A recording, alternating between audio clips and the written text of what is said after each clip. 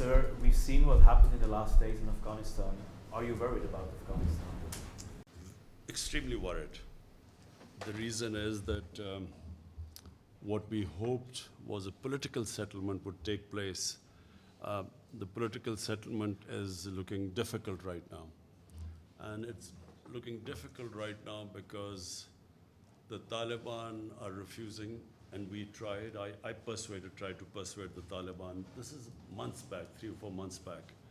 The Taliban senior leadership came here and we tried to persuade them to come to some sort of a political settlement.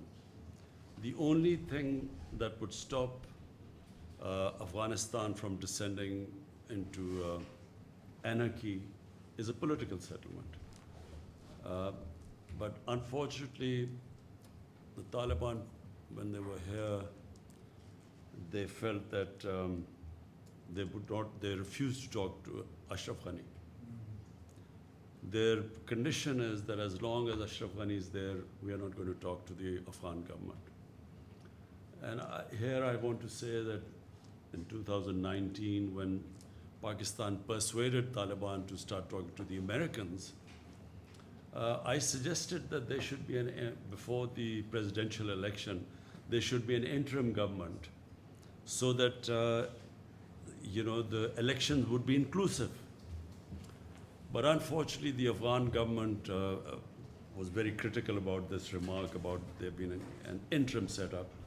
And they went ahead with the elections, and President Ghani got elected.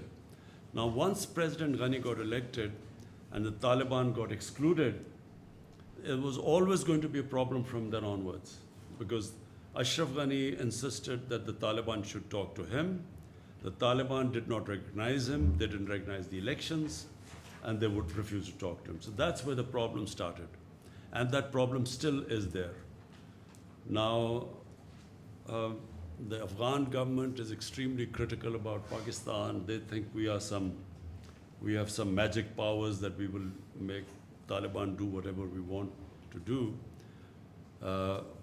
They don't realize that that the Taliban, the moment the Americans started drawing down their troops, and especially when they gave an exit, from then onwards, our leverage on Taliban was minuscule, diminished, because the Taliban thought they had won the war. They had won the war by not losing to the Americans. And in their mind, that once the Americans left, then then they had won. So to try and persuade them when a time was given for exiting Afghanistan by Americans, it became extremely difficult to try and persuade them. And Afghan government, unfortunately, is now blaming Pakistan for what is happening there. They somehow think that Pakistan has supernatural powers. We are a superpower plus, which can, which has such power that 70,000 Taliban can take on 300,000 Afghan government troops with aircrafts and with modern weapons, and somehow, we have that power to make them win. So the Afghan government, and the other reason is Afghan government, I think, right now from what I can see, they are blaming Pakistan, as well as they are now trying everything to somehow get the Americans back into Afghanistan. The whole posturing right now is that they're blaming the Americans for this debacle, Pakistan and the Americans. And they're trying to somehow persuade the Americans to actually intervene. And there are listeners in the American political system who are listening to the Taliban and using these things that women are at risk, and all those who supported the NATO troops, they are at risk. And somehow they want the Americans to again intervene. But this is, they've been there for 20 years. What will they do now which they didn't do in 20 years? So so this is the situation right now. You asked me a question about us being worried. We are worried because the direct impact of this descending into a prolonged civil war, this is what we think will happen. It will be a prolonged protracted civil war, and the country that will be most affected after Afghanistan will be Pakistan.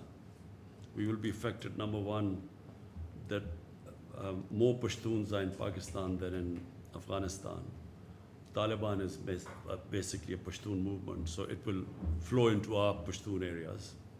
And it happened after 2003-4. It happened that our Pashtun areas reacted to what was happening in Afghanistan, and Pakistan lost 70,000 people in that because we supported the Americans. And so there's a likelihood that again in our Pashtun areas we will have problems. So that's number one.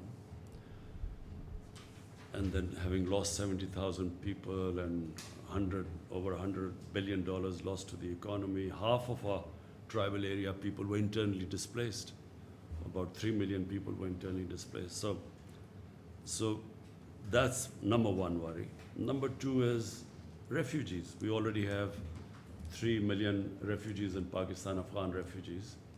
3 million registered. We think there are about 500,000 more than that. So last thing we want, our economy is just recovering. We do not want another inflow of refugees. And number three is that, we have now great plans of our connectivity right into Central Asia through Afghanistan. I just went to Tashkent to work on this railway from Uzbekistan connecting through Afghanistan, through Mazar Sharif and into Pakistan, which would connect this whole area. So this is our future, it's geoeconomics. And we are worried that if there is a civil war in Afghanistan, this whole economic agenda of connectivity with Central Asia goes out of the window. So that's our worry.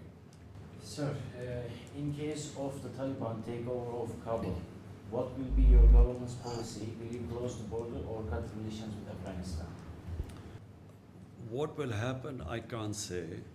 But what Pakistan wants is Pakistan will deal with any government that is elected or selected by the people of Afghanistan. So whoever people of Afghanistan, the government they feel represents them, Pakistan will work with them, whichever that government is. What would the Taliban takeover mean for Pakistan? Taliban takeover depends what sort of a Taliban takeover it is. If it is a Taliban takeover which becomes inclusive with other players, and it includes, it will be the best thing for Afghanistan if it is an inclusive government. But if it is exclusive government with fighting going all over Afghanistan, we believe that if the Taliban try and form an exclusive government through military takeover, this will mean a protracted civil war. And that is, as I said, a nightmare scenario for Pakistan. So there's, it seems, even though everyone's gathered in Doha today, I believe there's a Troika meeting as well, it seems like there's a last-ditch effort to try to come to some sort of solution. Do you think there's lots of suggestions as to how this could move forward? The Taliban have one suggestion too, which is that Ashraf Ghani should step aside. If it means, given how much Pakistan has at stake, would you support such a move? I mean, if it comes to this consensus that an elected president should step aside? Number one, at the moment, the top priority should be a ceasefire, because obviously civilians are affected, and civilians will get more and more affected as this fighting rages and gets into the main cities. Once the fighting gets into the main cities, then there will be heavy civilian casualties. So therefore, at all costs, there should be a ceasefire. Now, what would it take for a ceasefire? And that's what the Doha talks are all about. So, I'm not a big one into military solutions. I believe that, as a politician, we always should look for a political settlement. Now, let's hope that there is there is some sort of a political settlement, but that will only happen if Taliban realize that they cannot take over the whole of Afghanistan through military means, and the government side realizes that they do have to give to come to this ceasefire. So they will also have to make compromises. So that's really what these talks are all about. Can they meet on a middle ground? Now, whatever that middle ground is, I guess the talks will decide. So do you think influence of Pakistan's influence of Taliban has been decreased compared to 1990s? What do you think about that? Let me remind you that, Pakistan was the three governments that recognized the Taliban government in 2001, before the Americans toppled the Taliban government. And probably Pakistan was the most influential government. Despite that, when Pakistan wanted, on behest of the Americans, for Taliban to hand over Osama bin Laden to the Americans, the Taliban refused. So even then, the influence of Pakistan was not all-encompassing. But let me just say one thing. As a student of history, and especially of Afghan history, anyone who thinks that Afghanistan can be controlled from outside does not understand the character of the Afghan people. Throughout their history, they have never accepted outside control. Take the three of the British-Afghan wars, which happened. There were three. Then the Russians. Everyone knows the Russian history, and now this recent 20-year-old American misadventure. So if you look at all of them, one thing comes out, that the Afghan people of Afghanistan they cannot be made puppets. If I was the Pakistani policymaker in the 90s, I would not have encouraged this idea of strategic depth, which Pakistan policy was at the time. Very understandable, because the 7 times size of Pakistan is India, a hostile eastern neighbor. And the Pakistani security setup was always worried about Pakistan facing two fronts, east and west hostilities. So therefore there was always an attempt to have a pro-Pakistan government in Afghanistan. But in my opinion, whichever government comes into power in Afghanistan would have to work with Pakistan. And Pakistan should work with any government that comes, which is selected by people of Afghanistan. Rather than trying to influence governments in Afghanistan, if you look back at the history, it does not work. The Afghan people do not accept it.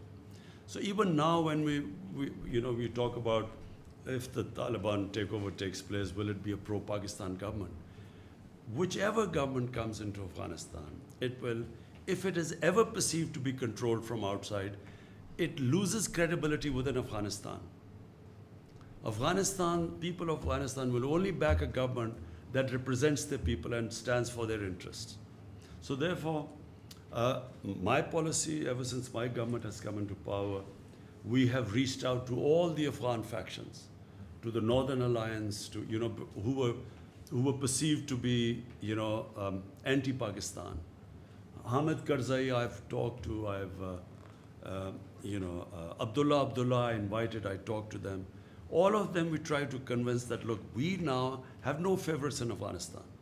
Whichever government comes into power, Pakistan will work with them.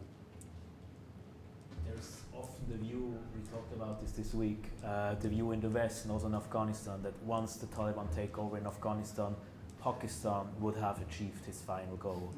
Is that a misconception? You see, again I repeat, if the Taliban take over, because Afghanistan is ethnically divided population. Pashtun are only about 45% of the population.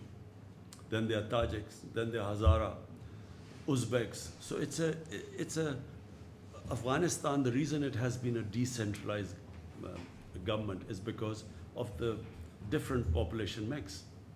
So therefore, if one population tries to impose itself on the rest, one ethnic group, there will be a constant what's the word, unrest in Afghanistan. And that is not what Pakistan wants, which is why we want an exclusive government. Because if there is unrest, Pakistan will be affected because, as I said, we have a larger Pashtun population here than in Afghanistan. And Pashtun are probably the most xenophobic people on earth. They fight each other normally, but when there is an outside thing, they all get together. And so it affects. So Pakistan got sucked into Afghanistan after 2001 when we, when we sided with the American war on, supposedly war on terror, but this converted into something else. And we had a civil war in our tribal areas. And that was the main reason. We had two reasons why Pakistan lost 70,000 people by joining the Americans. Number one, the old jihadi organizations which were created to fight jihad against the Soviets, they all turned against Pakistan because Pakistan suddenly was telling them that against Soviet occupation it was jihad, but against American occupation it's terrorism. So they turned against Pakistan. And then second was in the tribal areas, there was literally a civil war against Pakistan because we were pro-American. Basically all the sympathies were with Pashtuns, not Taliban, with the Pashtuns. And they turned against there was as I said, half the population was internally displaced of the tribal areas, which still is recovering from the devastation. Hence, it's in Pakistan's interest that there is a political settlement and all factions come, a government that represents everyone. Reportedly, so U.S. fighter jet are coming from Qatar to Afghanistan through Pakistan's airspace. So is it true? And is there any agreement with the United States? We have made it very clear that Pakistan is not, first of all, our soil will not be used to be, so that we get again embroiled in an Afghanistan civil war. So we do not want any bases in Pakistan. We don't want our soil to be used for attacks into Afghanistan.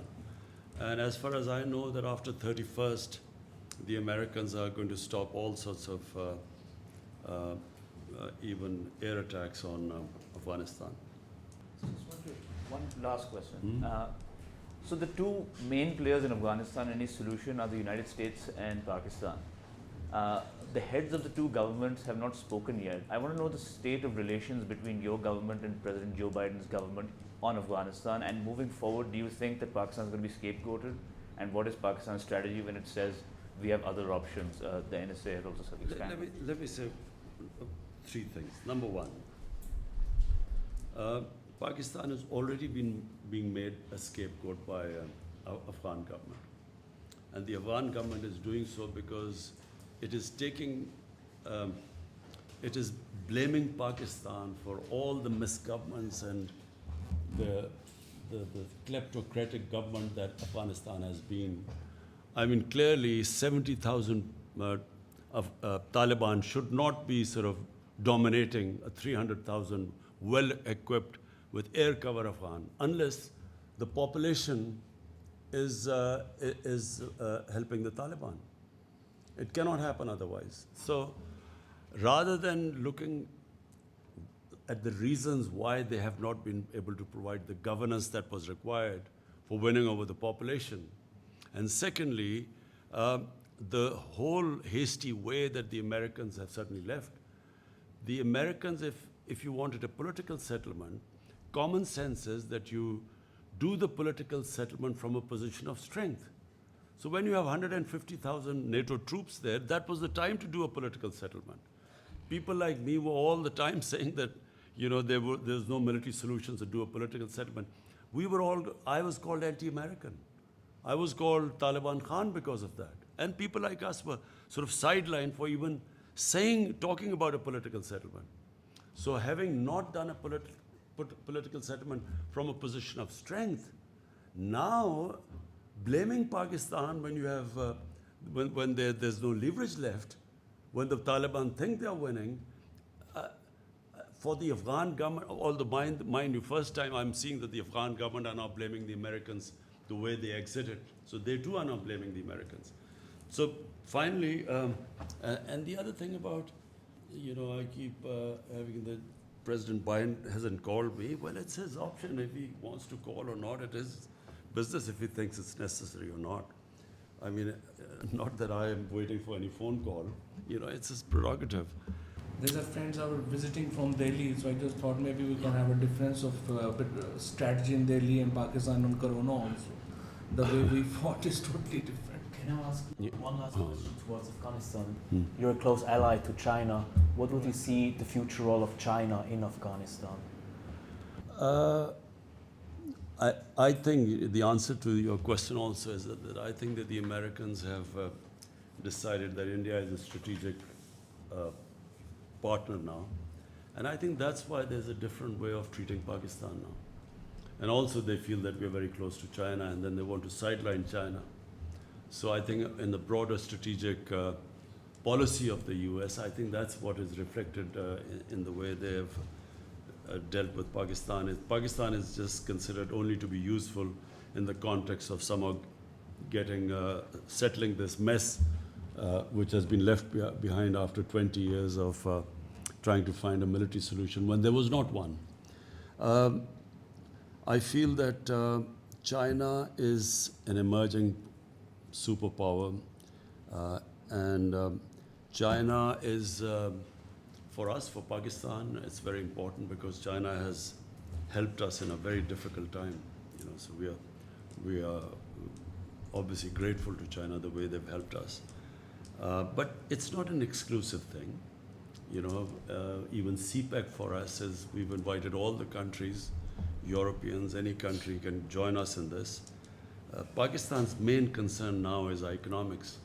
Our real concentration is now to lift, we have 220 million people. My main job is to look at their well-being, lift people out of poverty. And from that point of view, China has been very helpful because China has done probably no in human history, no country has ever done lifting almost 700 million people out of poverty. So that's really our main, where China is helping us a lot. Will China have a role in Afghanistan? China is a neighbor. Obviously China will have a role in the rebuilding of Afghanistan. Yes, I think so. Sir, can I have just one last question? Turkish President Recep Tayyip Erdogan has proposed to involve Pakistan and Hungary to protect and run Kabul's international airport following the withdrawal of other NATO-led foreign troops. So far, no clear response has come from Pakistan. What is the Pakistan's position to safeguarding the Kabul airport? I've just had a meeting with Turkey's defense minister, and we will be trying. The best thing is for Turkey and the Taliban to have a face-to-face dialogue, so both can talk about the reason why that the Kabul airport has to be secured. And so we will be talking to the Taliban to use our influence for them to have a face-to-face talk with Turkey.